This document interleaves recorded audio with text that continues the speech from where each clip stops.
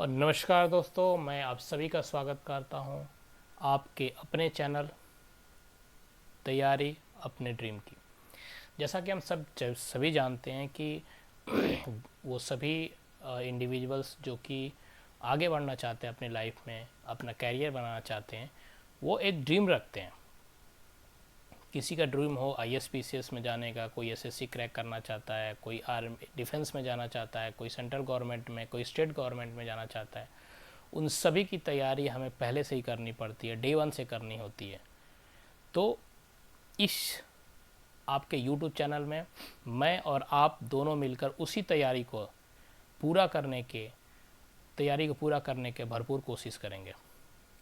जैसा कि पिछले वीडियो में हमने ये जाना था कि बजट हमारा 2025 का बजट हमारा पेश हो चुका है, लेकिन उसमें कुछ ऐसे वर्ड्स हैं जो समझना बहुत ज़रूरी है ताकि बजट को समझा जा सके। और उस दौरान हमने कुछ पॉइंट्स ऐसे फाइंड आउट किए थे जो कि बहुत ज़रूरी है कि उसको जानें। हम ये सब पहले वीडियो में जान चुके हैं, तो यहाँ पर समय नहीं गवाते हैं। जहाँ हमने यहाँ पर फाइनेंशियल बिल और एप्रोप्रिएशन बिल के बारे तक हम यहाँ पर अध्ययन किए थे। अब इसके आगे physical deficit, monetary policy, inflation, budget estimate, revise estimate और एक्चुअल बजट क्या होता है, ये हम आज इस वीडियो के सेकेंड पार्ट में जानने की कोशिश करते हैं। तो शुरू करते हैं। सबसे पहले व्हाट इज फिजिकल डेफिसिट, राजकोषीय घाटा क्या है। जैसे कि हमेशा आपने सुना होगा कि गवर्नमेंट ये कहती है कि गवर्नमेंट घाटे में जा रही है, सरकार घाटे में जा रही है, या फिर सरकार के ऊपर इतना लोन है। तो आखिर राजकोषीय या फिजिकल डेफिसिट होता क्या है, तो इसको समझने का एक आसान तरीके से समझने की कोशिश करते हैं। सबसे पहले ये जानते हैं कि जो गवर्नमेंट है वो मनी जो है वो कलेक्ट कैसे करती है। तो the government collects money broadly through two ways. जो गवर्नमेंट होती है वो दो प्रकार से मनी को कलेक्ट करती है। पहला क्या होता है, पहला है टैक्स और दूसरा कर्ज है। तो टैक्स के थ्रू भी, जैसे आपने देखा है कि जीएसटी लगाती है गवर्नमेंट, तो उसके थ्रू भी पैसा लेती है। जीएसटी लगाएगी या फिर किसी न किसी या तो वर्ल्ड बैंक से, वर्ल्ड बैंक से, या फिर जो भी हमारी कंट्री के अंदर इनसाइड जो फाइनेंशियल इंस्टीट्यूशंस होते हैं उनसे भी गवर्नमेंट लोन लेती है। तो उस केसेस में क्या है कि गवर्नमेंट के पास दो प्रकार से मनी आए, पहला टैक्स और दूसरा कर्ज, टैक्स और लोन। अब क्या है कि अगर हम कर्ज को हटा दें, मतलब अगर हम टैक्स को हटा दें, तो टैक्स को हटाने के बाद से जो पैसा गवर्नमेंट के पास होती है वो गवर्नमेंट इनकम कह सकती है। जैसे हमारे पास है, हम लोग क्या करते हैं, जब जॉब करते हैं, जॉब करने के बाद से हमें एक सैलरी मिलती है, तो सैलरी क्या है, हमारा इनकम है। लेकिन अगर उस इनकम से हमारा घर नहीं फुलफिल होता है तो हम क्या करते हैं, बैंक से लोन लेते हैं। तो लेकिन उस लोन को कभी भी हम ये नहीं कहते हैं कि ये हमारा इनकम है, वो क्या है, हमेशा वो डेफ्ट रहता है, वो कर्ज ही होता है। तो उसी प्रकार से गवर्नमेंट भी क्या करती है कि लोन लेती है। तो अगर कर्ज को हटा दे, इफ द डेफ्ट is remove, the amount that is left with the government can be called the income of the government. अगर कर्ज को हटा दे तो जो रकम सरकार के पास बचती है, जो रकम सरकार के पास बचती है उसे सरकार की आमदनी या इनकम ऑफ गवर्नमेंट कहा जा सकता है। अच्छा ठीक है, इनकम ऑफ गवर्नमेंट तो हम समझ गए। लेकिन एक चीज़ आप याद रखिएगा, जो आम तौर पर जनरली जो गवर्नमेंट का एक्सपेंडिचर होता है, जो खर्च होता है, खर्च जो होता है वो आमदनी से हमेशा ज़्यादा होता है। अब खर्च ज़्यादा है, आमदनी कम है, तो क्या हुआ, एक डिफरेंस क्रिएट हुआ। Generally the government expenditure is more than it's income. तो ये जो डिफरेंस होता है, this difference is called physical deficit. मतलब खर्च और आमदनी के बीच का जो अंतर है उसी को हम क्या कहते हैं, राजकोषीय घाटा। यही राजकोषीय घाटा है। और एक चीज़ याद रखिए, दुनिया में जितने भी ज़्यादातर जो सरकारें होती है ना, वो हमेशा ही फिजिकल डेफिसिट में होती है, क्योंकि फिजिकल डेफिसिट में होती है और उस फिजिकल डेफिसिट को वो भरपाई करने के लिए, मतलब उस खर्चे को भरपाई करने के लिए गवर्नमेंट, हर दुनिया की ज़्यादातर गवर्नमेंट को क्या करना पड़ता है, उन्हें लोन लेना पड़ता है। Most of the government in the world meets their expense by taking loan. ये वो लोन उन्हें लेना ही उनकी मजबूरी है, लोन लेकर उस खर्च को पूरा करना। इस चीज़ को समझने के लिए एक काम करते हैं कि दो एग्जांपल लेते हैं, उस एग्जांपल को थोड़ा समझते हैं। जैसे कि सरकार को पैसे कहाँ से मिलते हैं, मैंने आपको बताया ये टैक्स से और लोन से। तो सबसे पहला जो जरिया क्या है वो है टैक्स। तो सरकार को टैक्स से मिलने वाला पैसा कितना है, 7500 रुपये, ठीक है। और सरकार का खर्च कितना है टोटल, क्योंकि जब सरकार बजट पेश करती है तो अपना खर्चा भी बताती है, वो कितना है, 10,000 रुपये, ठीक है। तो अब यहाँ फिजिकल डेफिसिट हुआ क्यों, क्योंकि फिजिकल डेफिसिट आपको मैंने पहले ही बता रखा है कि जो खर्चा और जो इनकम है उन दोनों के बीच का डिफरेंस जो है वही फिजिकल डेफिसिट है। तो यहाँ पर इनकम कितना है, इनकम है 7500 रुपये और खर्चा है कितना, 10,000 रुपये। तो जो गवर्नमेंट का राजकोषीय घाटा वो कितना हुआ, 10,000 माइनस, यहाँ पर देखिए 10,000 माइनस 7500 बचा कितना, 2500। तो ये जो 2500 है ये क्या है, ये है राजकोषीय घाटा, फिजिकल डेफिसिट। इस फिजिकल डेफिसिट को पूरा करने के लिए गवर्नमेंट क्या करती है, लोन लेती है और उस लोन से ही जो भी बजट में उसने अपना बजट दे रखा है कि ये कार्य हम इस तरीके से करेंगे, इस परियोजना या योजना पर हम इतना पैसा खर्च करेंगे, ये इस प्रकार से ही करती है। तो money received by the government from the tax man is 7500 रुपये, गवर्नमेंट एक्सपेंडिचर इज 10,000 रुपये, फिजिकल डेफिसिट कितना हुआ, 2500 रुपये। तो लोन लेना कितना पड़ेगा गवर्नमेंट को। अब जो फिजिकल डेफिसिट है ये क्या है, ये किसी भी कंट्री की, किसी भी सरकार के माली हालत को बयां करती है कि उस अगर जिस कंट्री पर ज़्यादा लोन है या राजकोषीय घाटा ज़्यादा है, इसका मतलब ये हुआ कि उस गवर्नमेंट का जो फाइनेंशियल कंडीशन है वो सही नहीं है। तो फिजिकल डेफिसिट जो है is an important source of accessing the financial condition of the government. Government को अगर कोई पूछ दे कि फाइनेंशियल कंडीशन को एक्सेस कर, गवर्नमेंट के फाइनेंशियल कंडीशन को एक्सेस करने का सबसे बढ़िया टूल्स या बड़ा डाटा कौन सा है, वो क्या है, फिजिकल डेफिसिट। फिजिकल डेफिसिट ज़्यादा है, इट मीन्स कि गवर्नमेंट की जो माली हालत है वो ख़राब है। और बहुत से ऐसे देश हैं सिर्फ जिनको फिजिकल डेफिसिट या फिर यूँ कहो तो राजस्व घाटा होता ही होता है। अब इसके बाद से दूसरा जो है क्या, मॉनेटरी पॉलिसी। मॉनेटरी पॉलिसी आखिर है क्या, ये मॉनेटरी पॉलिसी है क्या, ये बहुत ही इम्पोर्टेंट है इस चीज़ को जानना कि मॉनेटरी पॉलिसी होता क्या, मौद्रिक नीति क्या है। जो मॉनेटरी पॉलिसी होती है वो किसी भी कंट्री का, किसी भी देश के केंद्रीय बैंक के लिए काफ़ी अहम टूल होता है। Monetary policy is a very important tool for the central bank of any country, किसी भी कंट्री का।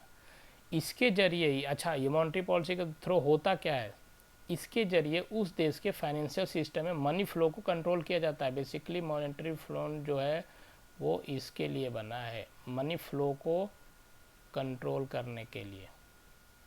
अगर money flow through this money flow is called the financial system of the country. Monetary policy is a very important tool for the central bank of any country. Through this money flow is control. Money flow को क्या किया जाता है, इसके through, इसी के through money flow control होता है। जब भी whenever inflation increase in the country, the central bank tries to reduce inflation by increasing the interest rate. At the same time, whenever there is a recession in the country economy, the central bank reduce interest rate to boost the economy. क्या मतलब है उसका, जब भी देश में महंगाई बढ़ जाती है तो केंद्रीय बैंक, हमारा केंद्रीय बैंक कौन है, reserve bank of India, RBI. तो जब भी देश में महंगाई बढ़ती है उस केसेस में जो हमारा आरबीआई है वो क्या करता है, ब्याज दर को बढ़ा देता है, ब्याज दर को बढ़ा देता है। आपको पता होना चाहिए कि जो आरबीआई होता है वो अदर्स बैंक को एक इंटरेस्ट रेट पर लोन देता है।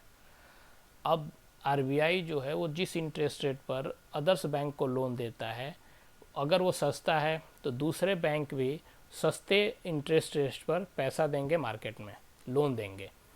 अगर वो इंटरेस्ट रेट आरबीआई के द्वारा दिया गया इंटरेस्ट रेट अगर महंगा है तो इस अदर जो बैंक्स हैं उनके द्वारा भी जो इंटरेस्ट रेट दिया जाएगा वो महंगा दिया जाएगा। तो यहाँ पर क्या है, जब देश में महंगाई बढ़ जाती है तो केंद्रीय bank reserve bank of India क्या करता है, उस समय ब्याज दर को बढ़ा देता है। क्यों बढ़ा देता है? अच्छा, ब्याज दर के बढ़ने और घटने से महंगाई का क्या लेना देना है, इसको पहले समझ लेते हैं। कि मॉनेटरी पॉलिसी को समझने से बेहतर है कि पहले हम चलते हैं इन्फ्लेशन की तरफ, कि महंगाई क्या है आखिर, इन्फ्लेशन है क्या। आजकल जो भी मार्केट से थोड़ा भी जुड़ा होगा वो इन सब चीज़ों के बारे में जानता होगा, लेकिन जिन्हें नहीं पता उन्हें मैं बताना चाहता हूँ कि हमेशा बार बार एक होता है महंगाई दर बढ़ गई, इन्फ्लेशन बढ़ गया।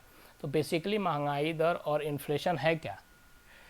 मुद्रास्फीति या इन्फ्लेशन या महंगाई दर, आम तौर में बोलचाल की भाषा में इसी को महंगाई कहते हैं। इन्फ्लेशन या मुद्रास्फीति को ही बोलचाल की भाषा में महंगाई करते हैं। जब भी किसी अवधि में वस्तुओं और सेवाओं के दामों में बढ़ोतरी हो जाती है तो लोगों को पहले जितनी मात्रा में वस्तु एवं सेवा खरीदने के लिए अधिक दाम चुकाने पड़ते हैं। ये तो हो गई फिलॉसफी, मतलब थियोरेटिकल ज्ञान। अब आ जाते हैं प्रैक्टिकल पर। एक प्रैक्टिकल के बात समझते हैं। 1997 ले लो, 2000 से पहले कोई सा भी टाइम ले लो, आज से 2 साल पहले का ही टाइम ले लो आप, या 5 साल, आप अपने अनुसार से जो टाइम लेना है ले लो। मैं यहाँ पर लेता हूँ कि आज से मतलब 1997 में कोई किसी भी सामान का जो कीमत था वो अप्रॉक्स क्या होते थे, 2 रुपये, 5 रुपये ऐसे ही होते थे, 3 रुपये, इस अनुसार से होते थे। उस समय का एग्जाम्पल लेते हैं कि मान लो उस समय आटा जो था वो 12 रुपये केजी मिलता था, और आज वही आटा उतने ही रुपए के 1 केजी का दाम 12 रुपये पहले था, और उतना ही 1 केजी को लेने के लिए इस समय में 35 रुपीज़ चुकाने पड़ रहे हैं। तो पहले 12 रुपये और अब 35 रुपीज़, लेकिन आटा तो 1 केजी ही मिल रहा है। तो 12 से जो ये 35 हुआ है ना, इसी को, ये जो 12 से 35 हुआ है, ये जो रेट में इंक्रीजिंग हुआ है, ये जो प्राइस में इंक्रीजिंग हुआ है, इसी को बेसिकली महंगाई या इन्फ्लेशन कहते हैं। Inflation is colloquially called inflation whenever the price of goods and services increase over a period of time. People have to pay more to buy the same quantity of goods. Same quantity of, यहाँ पर देखिए आप same quantity of goods खरीद, ये नहीं कि कुछ ज़्यादा हमें मिल गया, नहीं, हमें same quantity goods मिलेगा या सर्विसेज जो पहले मिलता था। तो उसी को क्या कहते हैं, इसी कहते हैं इन्फ्लेशन, महंगाई। अच्छा, अब महंगाई बढ़ता कैसे है? महंगाई बढ़ने और घटने के 2 प्रमुख कारण होते हैं। सबसे पहले डिमांड ड्रिवन इन्फ्लेशन होता है। डिमांड मतलब जब भी वस्तुओं और सेवाओं की मांग तेज़ी से बढ़ जाती है और उत्पादन कम होता है, मतलब कि डिमांड तो ज़्यादा है लेकिन सप्लाई कम हो जाता है, तो इससे होता क्या है, उससे डिमांड जो है वो प्रभावित होने लगता है। तो वो जो डिमांड है वो इन्फ्लेशन को जन्म देती है, मतलब महंगाई को जन्म देती है। ठीक है, जैसे एक एग्जांपल ले लेते हैं कि मान लीजिए कि मेरे पास 10 पेन है और अचानक से मार्केट में पेन की डिमांड बढ़ जाती है किसी भी कारणवश। तो पहले उस पेन का प्राइस मैंने 10 रुपये रखा था, मान लीजिए मैंने क्या रखा था, 10 रुपये पहले पेन की प्राइस थी। अचानक से 10 पेन में से मेरे 5 पेन निकल गए, लेकिन अभी भी लेने वाले लोग बहुत हैं। तो मैंने क्या किया, जो मेरे पास 5 पेन बचे थे, मैंने उसका दाम क्या किया, 20 रुपये कर दिया। पहले कितना था, 10, अब कितना है, 20। हुआ क्या, जो 10 से मैंने उसको डबल कर दिया, तो यहाँ पर क्या हुआ, महंगाई बढ़ गई। लेकिन लोगों के पास पैसा है तो लोग क्या कर रहे हैं, इसको भी खरीद रहे हैं, 20 रुपये में भी खरीद रहे हैं। तो 5 तो पहले ही बेच दिया था मैं, 5 और बेच दिया, 3 और बेच दिया, मेरे पास 2 बचे हैं, लोग अभी भी खरीद, मैंने क्या किया, इसके दाम को और बढ़ा दिया। मतलब क्या हुआ, यहाँ से यहाँ तक पहले 10 था, डिमांड बढ़ी, 5 हो गया, सप्लाई नहीं आई, रेट क्या हुआ, बढ़ गया। फिर 5 के बाद से क्या हुआ, 2 बच गए मेरे पास, मैंने क्या किया, रेट फिर से बढ़ा दिया, क्या हुआ यहाँ से जो सामान पहले 10 रुपये को मिलता था वो क्या हुआ 40 रुपये का मिल रहा है, तो महंगाई बढ़ गई। मतलब क्या हुआ, डिमांड ड्रिवन इन्फ्लेशन, ये डिमांड बढ़ रही है तो इन्फ्लेशन बढ़ रहा है, इसको कहते हैं डिमांड ड्रिवन। और ठीक इसका उल्टा अगर कर लो, अगर डिमांड कम होती है तो क्या होगा, अगर डिमांड कम हो जाती है और सप्लाई बढ़ जाती है तो उस केसेस में क्या होगा, उल्टा हो जाएगा, महंगाई डाउन हो जाएगी। इसको एक एग्जांपल कैसा समझेंगे, when ever the demand of the goods and services increase rapidly and the production decrease, क्या हुआ यहाँ पर, सप्लाई क्या हुआ, प्रोडक्शन क्या हुआ, डिक्रीज हो गई, तो it gives the demand driven inflation. ये किसको जन्म देता है, डिमांड ड्रिवन इन्फ्लेशन को। अपोजिट साइड होता है जब डिमांड जो होती है डिक्रीज हो जाती है और सप्लाई बढ़ जाता है।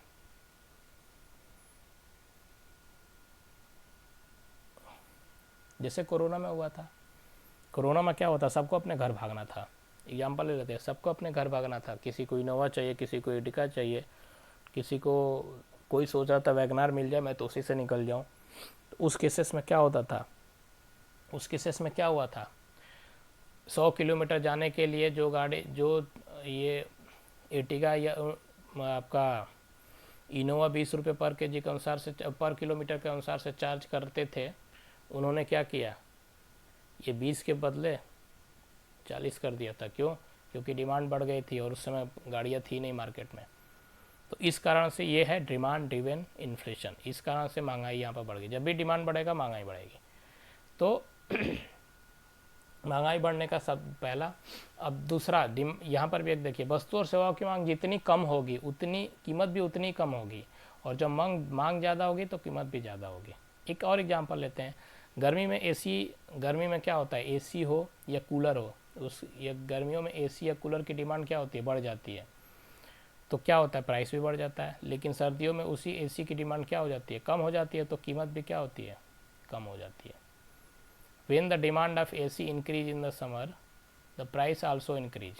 When the demand AC decrease, कब, विंटर में, तो प्राइस क्या होता है, डिक्रीज होता है। तो ये है demand and supply. If the supply is more than the price goes down, अगर सप्लाई क्या है, ज़्यादा है, तो क्या होता है, प्राइस क्या होता है, डाउन हो जाता है। और अगर सप्लाई लेस है तो प्राइस क्या होता है, अप हो जाता है। इस चीज़ को इस तरीके से भी समझो। बरसात में क्या होती है, बरसात में सड़क जो होती है पानी से भर जाती है, और किसी भी सब्जियों की सब्जी जो होती है वो अगर दूसरी एक सिटी से दूसरे सिटी में जाती है तो ट्रांसपोर्ट के थ्रू जाती है। जब सड़क जो है पानी से भरी हुई है, बारिश हो रही है, तो बहुत जगह क्या होते हैं, रास्ते जो होते हैं वो क्या होते हैं, ब्लॉक हो जाते हैं, ब्लॉक हो जाते हैं। तो उस केसेस में क्या होता है, वो जो गाड़ी है वहीं खड़ी रह जाती है, और जो उसके अंदर की सब्जियां हैं वो धीरे धीरे क्या होती है, सड़ने लगती है। तो उस केसेस में क्या होता है, सब जो वेजिटेबल्स है या सब्जी जो है वो वहाँ नहीं पहुँच पाती है, अर्थात होलसेल मार्केट में नहीं पहुँच पाती है, जहाँ से वो रिटेलर को नहीं मिल पाती है। उस केसेस में क्या होता है, वेजिटेबल्स की जो दाम है वो बढ़ने लगते हैं। तो बारिश के दिनों में क्या होता है, आपने देखा होगा कि बारिश के दिनों में जो इन्फ्लेशन रेट है ना, वो मोर देन 4 to 5% होता है approx in the current government में। पहले तो और भी ज़्यादा थी। तो इन्फ्लेशन जो है वो सप्लाई एंड डिमांड पर ही डिपेंड करता है पूरी तरीके से। लेकिन इसके अलावा भी एक फैक्टर है जिस पर कि आपकी इन्फ्लेशन जो है वो डिपेंड करती है। वो किस पर डिपेंड करती है, लेकिन घुमा फिरा को वो भी डिमांड एंड सप्लाई पर ही चली जाएगी। दूसरा जो था, एक तो डिमांड ड्रिवन इन्फ्लेशन हो गया था, दूसरा कॉस्ट बेस इन्फ्लेशन, लागत आधारित मुद्रास्फीति। लागत आधारित मुद्रास्फीति क्या होती है, जब किसी भी गुड्स को बनाना है, जैसे मान लीजिए कि मेरे को रोटी बनाना है, मुझे रोटी बनानी है, तो रोटी बनाने के लिए मुझे क्या चाहिए, आटा चाहिए। अब किसी भी कारणवश अगर इस आटे का दाम बढ़ गया तो जो मेरी रोटी है जो बनकर तैयार होगी उसके भी प्राइस में क्या होगी, बढ़ोतरी हो जाएगी। इसी को कहते हैं कॉस्ट बेस्ड इन्फ्लेशन। कॉस्ट मतलब ये जो आटा है ये क्या है, हमारे मेरे लिए इनपुट कॉस्ट है, ये मेरा रॉ मटेरियल है, इसको बनाने के लिए तो इससे क्या होता है, जब कहते हैं जब भी इनपुट लागत बढ़ने के कारण वस्तु और सेवाओं के दाम बढ़ जाते हैं। इनपुट लागत क्या हुआ, वो आटा है जो जिसको खरीदने के लिए जो मैं पैसा दूंगा वो मेरा इनपुट लागत है, तो वो क्या हुआ, बढ़ गया किसी भी कारणवश। तो उससे क्या हुआ, उससे बने हुए वस्तु की माल क्या होगा, ज़्यादा हो जाएगी। और सेवा, अगर कोई भी सेवा हो जिसका इनपुट कॉस्ट बढ़ जाएगा तो सेवा का दाम भी बढ़ जाएगा, सर्विस का दाम बढ़ जाएगा। तो इसके लागत आधारित भी है, क्या करती है, मुद्रास्फीति इन्फ्लेशन को जन्म देती है। लागत जैसे whenever the price of goods and services increase due to increase in input cost बढ़ गया तो क्या करता है, ये कॉस्ट बेस्ड इन्फ्लेशन को राइज करता है। इसी के अपोजिट में अगर रॉ मटेरियल का कॉस्ट, फिर वहीं चलते हैं, अगर आटे का कॉस्ट डिक्रीज हो गया तो इससे बनी हुई रोटी का कॉस्ट भी क्या होगा, डिक्रीज होगी। मतलब रॉ मटेरियल जो है ये कम अगर हो गया इसका कॉस्ट, तो इससे बनी हुई जो चीज़ है उसकी भी कॉस्ट कम हो जाएगी। तो ये क्या है, ये कॉस्ट बेस्ड इन्फ्लेशन है, लागत आधारित मुद्रास्फीति, इसको कहते हैं कॉस्ट बेस्ड इन्फ्लेशन। अच्छा, महंगाई बढ़ने या घटने के कारण से अब हम आ जाते हैं मॉनेटरी पॉलिसी पर। जो मैंने आपको बताया था कि पहले हम इन्फ्लेशन समझ लेते हैं कि होता क्या है, उसके बाद ये समझ में आएगा कि मॉनेटरी पॉलिसी के कारण से भी इन्फ्लेशन कैसे बढ़ता और घटता है। तो अब हम वहाँ पर पहुँचते हैं। मैं जानता हूँ कि वीडियो थोड़ी लंबी हो रही है, लेकिन मैं चाहता हूँ कि अच्छे से समझ में आ जाए कि मॉनेटरी पॉलिसी क्या होती है, इन्फ्लेशन क्या होती है। तो अब हम यहाँ समझते हैं कि मॉनेटरी पॉलिसी जो है वो इन्फ्लेशन को कैसे इंक्रीज और डिक्रीज करती है।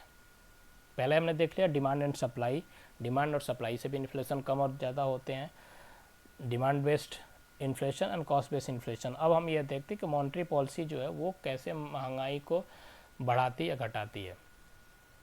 इसको एग्जाम्पल के थ्रू, मॉनेटरी पॉलिसी क्या होता है ये तो हमने समझ लिया था, अब इसको हम एग्जाम्पल के थ्रू समझते हैं कि कैसे ये मॉनेटरी पॉलिसी इफेक्ट करती है।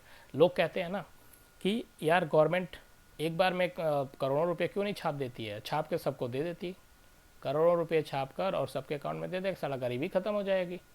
गरीबी जब रहेगी नहीं तो फिर प्रॉब्लम आएंगे ही नहीं। लेकिन भाई साहब इसको समझना बहुत ज़रूरी है कि गवर्नमेंट क्यों नहीं करोड़ों रुपए छाप कर लोगों के खाते में डाल देती है। आइए समझते हैं इसको। सरकार अगर एक साथ करोड़ों रुपए आम लोगों के खाते में डाल दे तो क्या होगा। चलिए ये सोचती है कि आपके अकाउंट में आप मान लीजिए 1,000 रुपये कमाते हैं पूरे महीने का, एग्जाम्पल है 10,000 50,000 मान लीजिए, 50,000 रुपये आप एक महीने में कमाते हैं। कहीं बुरा लग जाएगा कि यार मैं 50,000 से कम कमाता नहीं और ये 50,000 कर रहे हैं। 50 मैं मानता हूँ 50,000 कमाते हैं, 1,00,000 कमाते हैं, 50,000 कमाते हैं आप महीने का, चलिए। लेकिन कोई आकर आपके अकाउंट में कहता है कि भाई मैं तुमको 10 लाख रुपया दे देता हूँ, कोई ना तुमसे लूँगा नहीं वापस, और वो आपके अकाउंट में डाल के चला जाता है, आप क्या करोगे? आप क्या करोगे अगर आपके अकाउंट में कोई 10 लाख रुपए डाल के चला जाए? तो आप सीधे क्या करोगे? मार्केट की तरफ भागोगे। मार्केट की तरफ भागोगे किस लिए? क्योंकि अब आप सोचो यार अपने शौक़ को पूरा करूँ मैं, पैसे तो आगे उसको देने थोड़ी हैं। तो आप क्या करोगे? अपने शौक़ को पूरा करने के लिए पैसे को आराम से खरीदोगे, ठीक है, ये आपकी बात है। लेकिन यही चीज़ अगर गवर्नमेंट करे, अगर गवर्नमेंट करोड़ों रुपए छाप कर लोगों के खाते में डाल दे तो लोग क्या करेंगे? लोग सीधे कहाँ जाएंगे? What would happen if the government printed crores of rupees at once and deposited it in the accounts of common people? People क्या करेंगे? People will withdraw their money and rush to the market. पैसे को निकालेंगे और market को भागेंगे, market को जाएंगे। क्या करेंगे? कोई क्या करेगा? कोई एसी खरीदेगा, कोई कूलर खरीदेगा, कोई लग्जरी गाड़ी खरीदेगा, कोई घर खरीदेगा, कोई खाने पीने का सामान खरीदेगा, कोई फ्रूट्स खरीदेगा, कोई वेजिटेबल्स खरीदेगा, जिसको जो मर्जी वो खरीदेगा। इससे होगा क्या? कुछ दिनों में ही क्या होगा? जो गुड्स है वो क्या होगा? Goods will be exhausted from the market. Goods क्या होगा? कुछ ही दिनों में बाजार से जो माल है वो क्या होगा? ख़त्म हो जाएगा। फिर क्या होगा, लोगों के पास जो पैसा है वो तो ख़त्म होगा नहीं, लोगों के पास जो पैसे वो तो ख़त्म नहीं होगा, तो वो क्या करेंगे, अब ज़्यादा पैसा देकर माल को ख़रीदने की रेस लग जाएगी, मैं ज़्यादा पैसा दूंगा, मैं ज़्यादा पैसा दूंगा। उस केसेस में क्या होगा, people will not left with the money, now they will race to buy the mall by paying more money, जब देकर वो क्या करेंगे, खरीदेंगे। Within a few days the goods will be exhausted from the market, market से क्या होगा, जितने भी सामान थे वो ख़त्म हो जाएंगे। जो सामान ख़त्म हो जाए, बाज़ार से माल ख़त्म हो जाएगा, तो क्या होगा, आप अपने हाथ में पैसे तो रखे रहोगे लेकिन माल नहीं मिलेगा आपको। तो उस केसेस में क्या होगा, जो पैसे हैं उनका, जो पैसे की जो वैल्यू है ना, वो डिक्रीज हो जाएगी, और जो पैसे की वैल्यू डिक्रीज होगी, जो भारत की इकोनॉमी है वो बहुत तेज़ी से नीचे गिरेगी। अब सोच भी नहीं, कोई भी बैंक उसको कंट्रोल नहीं कर पाएगा, इतनी तेज़ी से मार्केट इंडिया की इकोनॉमी गिरेगी। लोग हाथों में पैसे लेकर घूमते रहेंगे कि हमें सामान चाहिए, लेकिन पैसे इतने हैं कि सामान मिलेगा किसको, क्योंकि जिस तेज़ी से, अब आप ये कहोगे कि यार बनेगा भी तो उतना ही, तो आप खुद सोचो कि जिस तेज़ी से पैसे अगर आपके पास है, तो जितनी तेज़ी से आप कोई सामान खरीदो, क्या उतनी तेज़ी से प्रोडक्शन हो पाएगा? और सबके अकाउंट में अगर पैसे आ जाएगा तो काम करने कौन जाएगा? सब तो सोचेंगे हम अपने सपने पूरे करें या यही काम करते रहें। तो इसीलिए यही रीज़न है कि सरकार जो है वो कभी भी करोड़ों रुपए छापकर आम लोगों के खाते में नहीं डाल सकती, क्योंकि वो भी मजबूर है, क्योंकि उसे कंट्री में इन्फ्लेशन को बरकरार रखना है। और ये किस चीज़ से होती है, ये जो कंट्रोल होती है, ये होती है मॉनेटरी पॉलिसी से। अब दूसरा इसका एग्जांपल हो, मान लो कि देश में नोटों की सप्लाई कम नहीं हो, और अगर किसी भी कारणवश कहीं युद्ध या आपदा जैसी कोई स्थिति आ गई, जिसे कहाँ से फैक्ट्रियों में जो माल बनना कम हो गया, उस कारण उसमें क्या होगा, उस केसेस में क्या होगा, सप्लाई कम हो जाएगी और महंगाई फिर भी बढ़ जाएगी, यानी रुपये की कीमत घट जाएगी। Even if the supply of the notes in the country is not reduced if due to any reason like war or disaster the production of currency reduces. In such a situation, due to less supply, inflation will increase and value of rupees will be decrease. तो ये सब regions होते हैं जिनके कारण से नोटों की सप्लाई भी बहुत ज़्यादा है, या पैसे की सप्लाई बहुत ज़्यादा नहीं कर सकते। और ये सब कुछ कैसे मेजर होता है, ये सब कुछ देखा जाता है मॉनेटरी पॉलिसी के थ्रू। भारत में मॉनेटरी पॉलिसी को देखने का ये जो अथॉरिटी है वो किसके पास है, वो है अपना आरबीआई। ये आरबीआई जो बॉडी है यही इसको देखती है, इसको कंट्रोल करती है। तो आपने ये देखा कि मॉनेटरी पॉलिसी क्या होती है, फिस्कल डेफिसिट क्या होता है, इन्फ्लेशन क्या होता है। ये 3 इम्पोर्टेंट पॉइंट्स है जो हम इस समय जाने और सीखने का वो किए थे। अब आ जाता है what is budget estimate. Budget estimate क्या होता है? बजट एस्टीमेट को समझने के लिए हम अपने घर का या अपने दोस्तों के एक पार्टी का एग्जांपल लेते हैं। मान लो जैसे 5 दोस्त हैं, हम पांचों दोस्त ने ये प्लान किया कि हम कहीं पर घूमने जाएंगे जिसका टोटल कॉस्ट आएगा 10,000 रुपये। ये हमारा बजट हो गया, हमने बजट बना लिया कि 10,000 रुपये लगेंगे। लेकिन सबसे बड़ा सवाल अब इसमें क्या होता है कि ये 10,000 तो लगेंगे, लेकिन ये 10,000 आएंगे कहाँ से? तो इसके लिए हमने क्या किया कि पर पर्सन 200 रुपीज़ कर दिया पर पर्सन। तो 10,000 हमारे पास 2,000 कर देंगे तो 10,000 हो जाएंगे हमारे पास।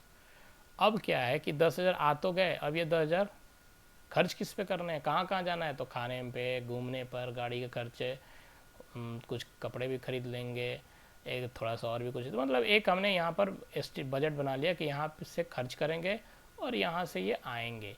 तो हमने एक बजट बनाया 10,000 रुपये। अब ये कहाँ से आएंगे और कहाँ खर्च होंगे, इस पूरे टोटल प्रोसेस को हम क्या कहते हैं? बजट एस्टीमेट कहते हैं। इस प्रोसेस को ही बजट एस्टीमेट करते हैं हम।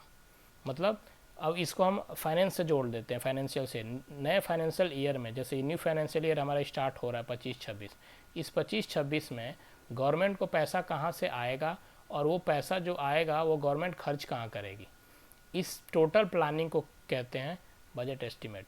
नए वित्तीय वर्ष में के लिए पैसा कहाँ से आएगा और कहाँ खर्च होगा, बजट में इसका अनुमान लगाया जाता है, जिसे बजट अनुमान कहते हैं। For the financial year where the money will come from and where will be spend estimate in the budget which is called budget estimate. अब क्या होता है, एक बजट एस्टिमेट हो गया। अब रिवाइज एस्टिमेट क्या, संशोधित अनुमान क्या होता है।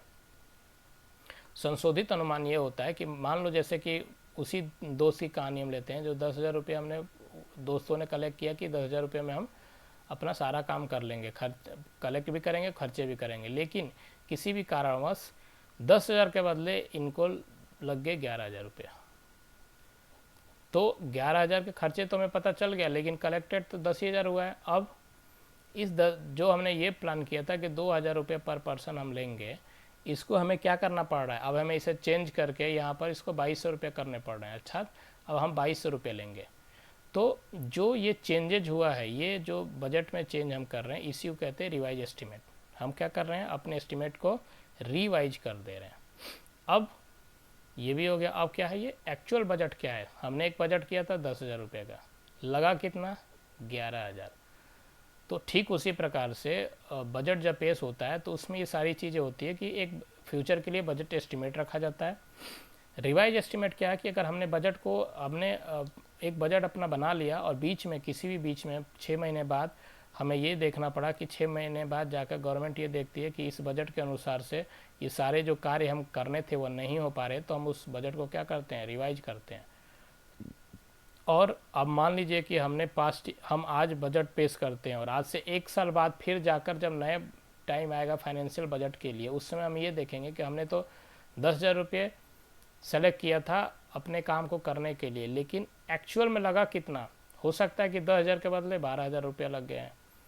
तो जो एक्चुअल ये जो बजट है, ये हमारा क्या होगा, एक्चुअल बजट। तो आई होप कि आपको ये वीडियो इन्फॉर्मेटिव लगा, क्योंकि समझाते समझाते ये वीडियो, मैं हमेशा कोशिश करता हूँ कि 15 से 20 मिनट का वीडियो बने, लेकिन समझाने के कारण से ये वीडियो जो है लंबा हो जाता है। तो इसके लिए मैं आप सबसे रिक्वेस्ट करूँगा कि वीडियो को स्किप करके ना देखें, अंत तक देखें, ताकि बहुत से पॉइंट्स हैं इसमें जो समझ में आ जाएगा। अगर आपको किसी भी पॉइंट समझ में ना आए तो कमेंट बॉक्स में अपना कमेंट डाल सकते हैं, आई विल रिप्लाई दैट। और किसी अदर टॉपिक्स में भी अगर आपको चाहते हैं कि मैं वीडियो बनाऊं तो भी आप कमेंट बॉक्स में लिख सकते हैं। एक बार पूरा मैं आप सबसे ये रिक्वेस्ट करूंगा कि अगर आपको ये वीडियो इन्फॉर्मेटिव लग रहा हो और आपको लग रहा है कि आपके नॉलेज को या आप इस वीडियो से कुछ सीख रहे हैं, तो मैं आप सबसे रिक्वेस्ट करूँगा कि इस चैनल को सब्सक्राइब कीजिएगा, लाइक कीजिएगा, और बेल आइकन में बेल आइकन जब आप प्रेस करेंगे तो उसमें ऑल का भी एक क्लिक हुआ आएगा, उस ऑल पर आप क्लिक कीजिएगा, ताकि कोई भी न्यू वीडियो किसी भी टॉपिक्स में बनाऊंगा तो इसका इन्फॉर्मेशन आपको मिल जाएगा, आपके नोटिफिकेशन बॉक्स में जाएगा, जिससे कि आपको ये पता चल जाएगा कि मैं कोई वीडियो पोस्ट किया हूँ। तो once again I will request you all to subscribe my video, so please subscribe, like and put your valuable comments, so that मैं भी इस बातों को समझ सकूँ कि और किस किस पॉइंट्स पर मुझे वीडियो बनाना चाहिए। तब तक के अब एक नए वीडियो में फिर मैं आप सबके साथ मिलूँगा, तब तक के लिए शुभ रात्रि, थैंक यू।